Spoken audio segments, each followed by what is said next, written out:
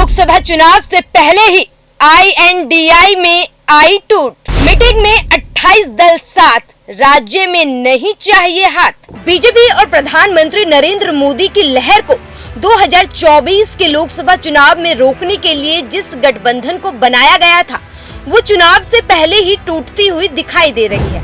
INDIA गठबंधन कब INDI बन गई, 28 के 28 राजनीतिक दलों को पता भी नहीं चला। अलायंस की 4 बैठकें हो गई हैं। चाय और बिस्कुट की लड़ाई लोकसभा चुनाव में भारी होती हुई दिखाई दे रही है। मीटिंग में सब दिखाई तो देते हैं, लेकिन राज्य में पहुंचते ही किसी को भी हाथ का साथ नहीं चाहिए। अभी तक उत्तर प्रदेश के अखिलेश यादव कांग्रेस की सीटों को लेकर लड़ाई खुलकर सामने आ रही थी, लेकिन धीरे धीरे हर राज्य में लगभग यही होता हुआ दिखाई दे रहा है। पश्चिम बंगाल में TMC ने खुलकर एकला चलो का ऐलान कर दिया, तो पंजाब में भी आम आदमी पार्टी के तेवर तल्ख दिखाई दे रहे हैं। उधर बिहार में JDU प्रमुख नीतीश कुमार के बयानों से गठबंधन की सियासत पर नए सिरे से बहस शुरू हो गई है। सीट शेयरिंग को लेकर विवाद में क्षेत्रीय दलों के निशाने पर कोई है तो वो सिर्फ कांग्रेस। हालांकि कांग्रेस का कहना है कि बातचीत के जरिए मसले को सुलझा लिया जाएगा।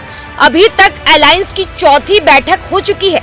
1 महीने के बाद भी फॉर्मूले पर सुलह नहीं बन पाया है। अलायंस में कुल 28 पार्टियां हैं। पश्चिम बंगाल में TMC और कांग्रेस आमने सामने है। कांग्रेस प्रदेश अध्यक्ष अधीर रंजन चौधरी और TMC नेताओं के बीच तीखी बयानबाजी के बाद बुधवार को ममता बनर्जी ने ऐलान कर दिया वो आगामी लोकसभा चुनाव अकेले लड़ेंगी, यानी राज्य की सभी 42 सीटों पर TMC अपने उम्मीदवार उतारेगी। ममता का कहना था कि कांग्रेस ने सीट शेयरिंग का प्रस्ताव ठुकरा दिया है।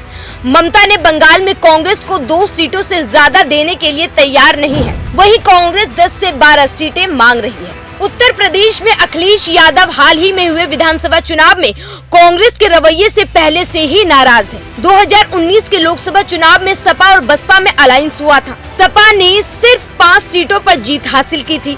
कांग्रेस को 1 सीट केवल रायबरेली की सीट पर जीत मिली थी। इस बार आम चुनाव में सपा इंडिया ब्लॉक में 65 सीटों की डिमांड कर रही है, वहीं कांग्रेस भी 25 सीटें मांग रही है। सपा की कोशिश है कि कांग्रेस और RLD को 15 सीटों पर निपटा दिया जाए।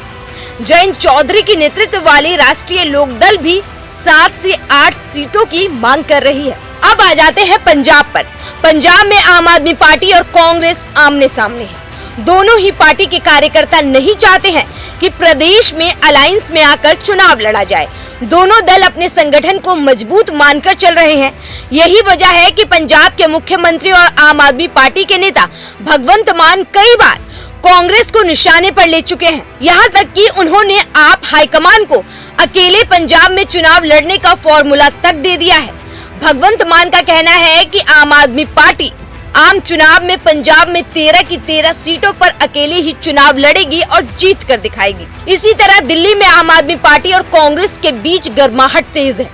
दिल्ली में आपका मानना है कि राज्य में उसकी सरकार है और अब संगठन भी काफी मजबूत हो चुका है, यानी राष्ट्रीय पार्टी बन चुकी है। ऐसे में अलायंस में सहयोगी कांग्रेस को छोटे भाई की तरह महत्व दिया जाए। आप नेता कांग्रेस से गुजरात, हरियाणा और गोवा में सीट मांग रहे हैं। इन 3 राज्यों में कांग्रेस अकेले चुनाव लड़ने आ रही है।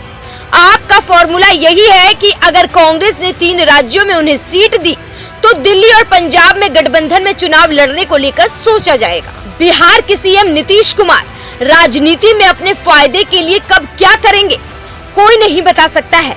ऐसे में JDU प्रमुख और मुख्यमंत्री नीतीश कुमार के बदले हुए तेवर INDI ब्लॉक में टेंशन बढ़ा रही है।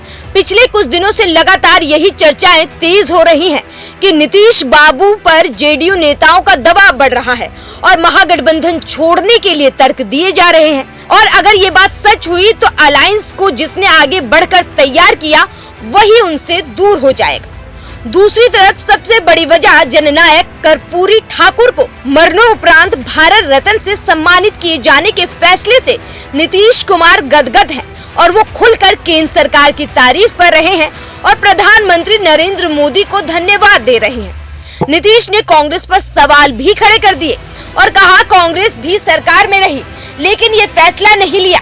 सवाल उठाया कि कांग्रेस सरकार के कार्यकाल में कर्पूरी ठाकुर को भारत रत्न क्यों नहीं दिया गया। वहीं महाराष्ट्र में शिवसेना उद्धव गुट, जो अपनी पार्टी और अपने राजनीतिक वजूद के लिए खुद ही लड़ रही है, उनके विधायक आदित्य ठाकरे ने कहा कि महाराष्ट्र में INDI में सब कुछ ठीक है।